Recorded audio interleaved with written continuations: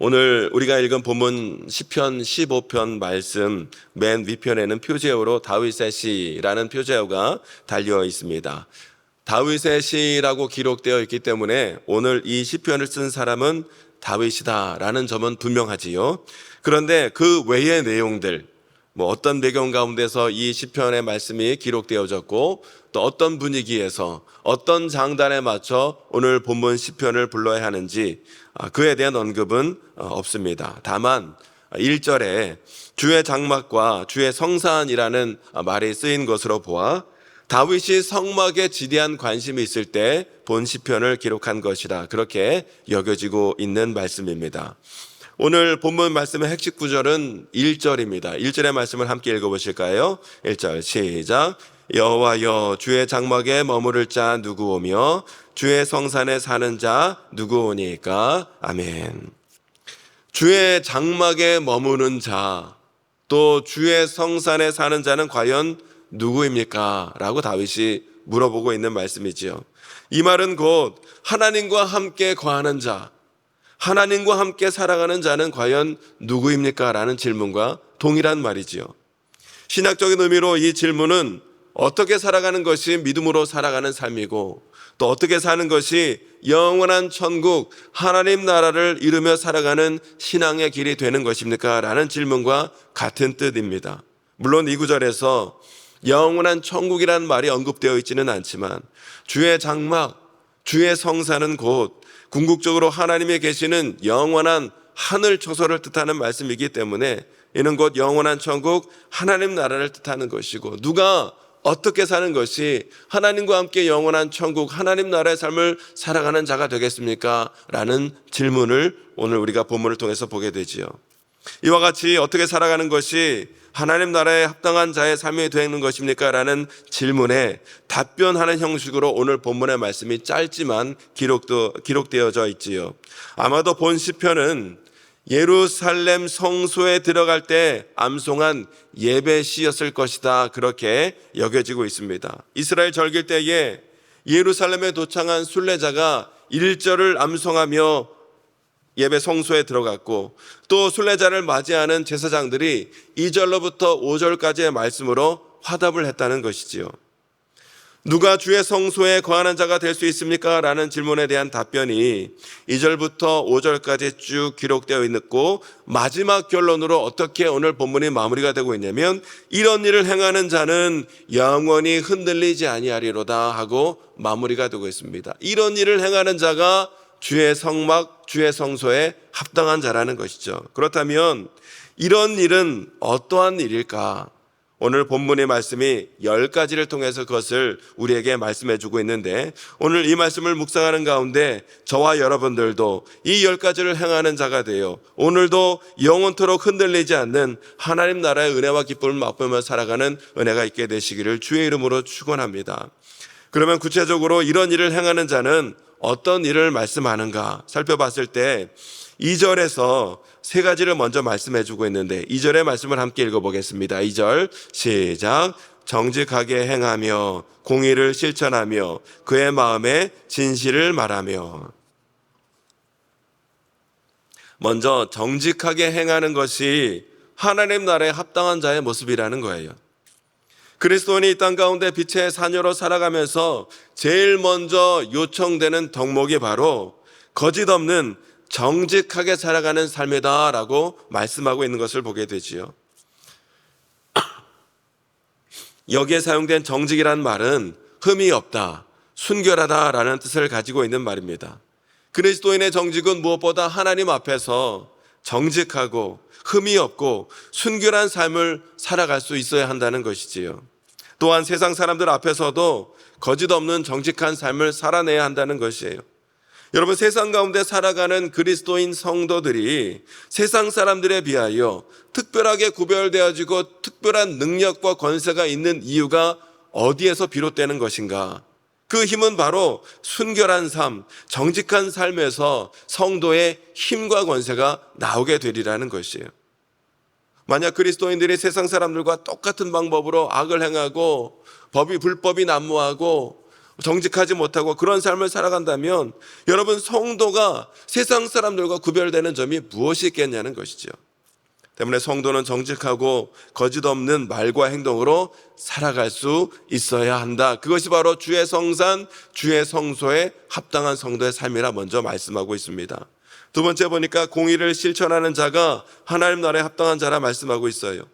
옛날 성경에는 공의를 일삼으며 라고 번역을 기록을 하고 있습니다. 일삼다라는 말의 히브리어 말의 뜻은 습관적으로 행하다라는 말의 뜻입니다.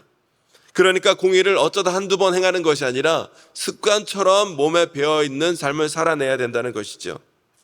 공의는 하나님과의 관계에서 언약을 충실히 지키는 삶을 뜻하고 또 이웃과의 관계에서도 윤리적이고 도덕적인 삶을 살아내는 것을 뜻하는 말이에요. 그러니까 하나님과의 관계에서도 약속을 신실하게 지키고 사람들과의 관계에서도 도덕적 흠결 없이 깨끗하게 살아가는 것, 공의를 행하는 것, 그것을 습관처럼 일상 가운데 살아가는 자가 주의 성산과 장막에 합당한 자의 모습이라 말씀하고 있지요. 또 세 번째 보니까 마음의 진실을 말해야 한다 하고 있습니다. 마음의 생각이 하나님 앞에서도 사람들 앞에서도 믿을만 해야 한다는 거예요. 행동뿐만 아니라 그 마음의 생각까지도 하나님 앞에서 진실하게 살아갈 수 있어야 한다라고 2절에서 말씀하고 있습니다.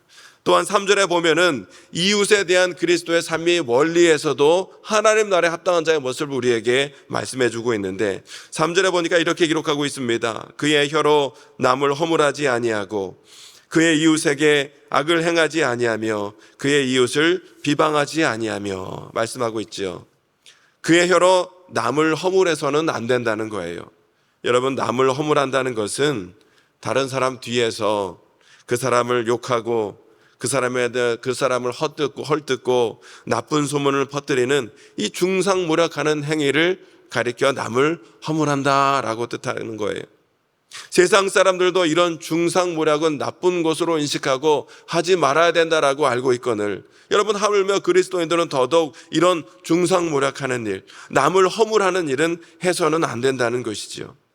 주의 장막과 성소에 머무른 자는 늘 올바른 언어 생활로 절제하는 말을 행할 수 있어야 하고 악한 말, 더러운 말, 남을 험담하고 헐뜯는 모함하는 말은 절대로 입 밖에서 내지 말아야 한다는 것이에요.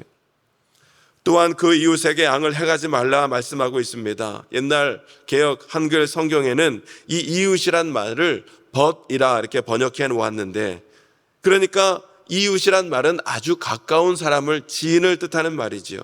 그런데 그 이웃과 벗과 친구가 너무나 가깝다 보니까 친하다는 이유로 함부로 대해서 불쾌감을 주거나 나쁜 일을 행하는 경우가 참 많은데, 성도는 가까운 이웃이나 벗이나 동료나 지체들일수록 더욱더 예의를 지키고 선의를 가지고 조심히 대할 수 있는 것이 바로 성도의 삶이다라고 말씀하고 있는 거예요. 그리고 3절 마지막 부분을 보니까 그 이웃을 비방하지 말라 또한 말씀하고 있습니다. 같은 취지로 말씀하고 있지요. 이웃을 비방한다는 말은 이웃, 가까운 친구를 비난하고 경멸하는 행위를 말씀합니다. 이 역시도 성도로서 적합한 행동이 아니고 하나님 나라에 합당한 자의 모습도 아니라 말씀하고 있습니다. 또 이어지는 4절에서도 다른 사람들과의 관계에서 성도가 어떻게 행해야 되는지 이어서 구체적으로 말씀해 주고 있는데 4절의 말씀을 함께 읽어볼까요? 4절 시작. 그의 눈은 망령된 자를 멸시하며 여호와를 두려워하는 자들을 존대하며 그의 마음에 서원한 것은 해로울지라도 변하지 아니하며. 아멘. 여기 보니까 그의 눈은, 성도의 눈은 망령된 자를 멸시한다라고 말씀하고 있어요. 망령된 자가 누구이기에 보통 멸시하라 이런 말씀은 성경에서 잘 말씀은 안 하는데 성도는 망령된 자를 멸시한다는 거예요. 망령된 자가 누굽니까? 망령된 자는 세상의 허탄한 것을 쫓는 가운데 하나님 앞에 전혀 성실하지 아니하고 진실하지 못한 삶을 살아가는 자를 가리켜 망령된 자라 말씀하는 거예요. 성도는 그러한 자를 멸시한다는 거예요. 즉 멸시한다는 말은 본받지 아니한다는 거예요. 하나님을 믿지 못하고 성실하고 진실하게 살아가지 못하고 그저 세상의 허탄한 것, 허탄한 신화를 쫓아 살아가는 그런 망령된 자들을 성도는 결코 본받아서는 안 된다는 것이죠. 그러면 성도는 누구를 본받으며 존대합니까? 여호와를 경외하는 자, 여호와를 사랑하며 열심으로 하나님을 믿고 섬기는 그런 자를 성도는 존대한다는 것이지요. 또한 성도는 마음에 서원한 것이 있으면 해로울지라도 끝까지 그 서원한 바를 지키고 행해야 한다 말씀하고 있어요. 이 말은 곧 헛된 맹세를 하지 말라는 말씀과 동일한 말씀이기도 합니다. 마지막 5절은 우리에게 재물에 관한 태도를 또한 말씀해 주고 있는데 5절 말씀을 함께 읽어보실까요? 5절 말씀 시작. 이자를 받으려고 돈을 꾸어주지 아니하며 뇌물을 받고 무지한 자를 해하지 아니한 자이니 이런 일을 행하는 자는 영원히 흔들리지 아니하리이다. 아멘. 여기 보니까 하나님 나라에 합당한 성도는요, 이자를 받으려고 돈을 꾸어지지 아니한다 말씀하고 있습니다. 구약에서도요, 여러 구절에 걸쳐서 가난한 형제나 동족에게 돈을 꾸어주고 이자를 받는 것 철저하게 금하고 있는 것 우리가 잘 알고 있지요. 왜냐하면 이자를 받는 것은 착취하는 행위와 다름없기 때문이라는 거예요. 하나님 나라에 합당한 성도는 무엇보다 사랑의 원리로 베풀며 나누며 섬기며 살아가야 하거늘 어찌 이웃과 형제의 어려운 처지를 이용해서 이득을 취할 수 있겠느냐는 것이지요. 그리고 마지막으로 뇌물을 받고 무지한 자를 해하지 말라 말씀하고 있습니다. 돈을 받고 양심을 팔아 죄 없는 자들을 해치는 일은 결코 성도는 하지 말아야 한다 하며 10가지 원리를 마무리하고 있습니다. 여러분, 결국 그리스도인이 된다는 것은 모든 삶의 영역 가운데에서 그 마음과 생각이 또 혀와 눈과 행실이 예수 그리스도를 닮은 그리스도인다워야 한다 말씀하고 있어요. 이것이 영원히 흔들리지 아니하는 하나님 나라를 유업으로 누릴 성도의 삶의 모습이다라고 우리에게 말씀하고 있습니다. 이 모든 것들을 우리가 완벽하게 때로 살아가는 것이 힘들진 몰라도 그럼에도 불구하고 우리 성도는요, 기도하는 가운데 예수 그리스도를 닮은 그리스도인으로 살아갈 수 있도록 우리는 최선의 노력을 다할 수 있어야 한다는 것이죠. 그럴 때 우리의 삶 가운데 하나님 나라를 살아가는 은혜와 복이 임하게 되리라 말씀하고 있습니다. 여러분, 인간적인 노력과 힘으로는 결코 이러한 삶을 우리가 살아낼 수가 없어요.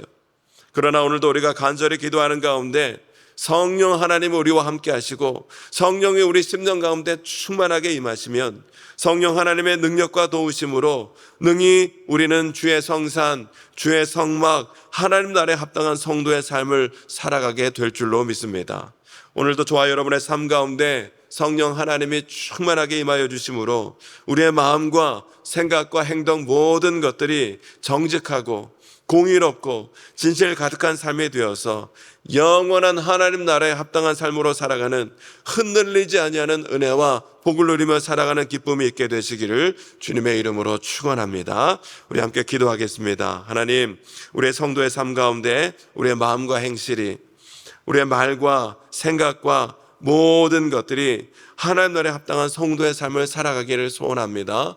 나의 뜻과 노력으로는 결코 살아갈 수 없으되 성령 하나님 우리와 함께 하실 때에 이 모든 일을 우리가 살아낼 줄로 믿사오니 오늘도 성령 충만하게 우리에게 허락하여 주시고 성령의 은혜와 도우심으로 예수 그리스도를 닮은 성도의 삶을 온전히 살아가는 가운데 오늘 우리의 삶의 자리가 하나님 나라, 영원히 흔들리지 아니하는 영원한 천국의 기쁨을 누리며 살아가는 성도의 삶이 될 수 있도록 하나님 은혜 내려 주시옵소서. 말씀을 기억하며 기도하시고 우리의 모든 기도 제목을 주님께 맡기며 간절히 기도하는 이 시간이 되길 원합니다. 주여 많이 외치시고 함께 기도하겠습니다.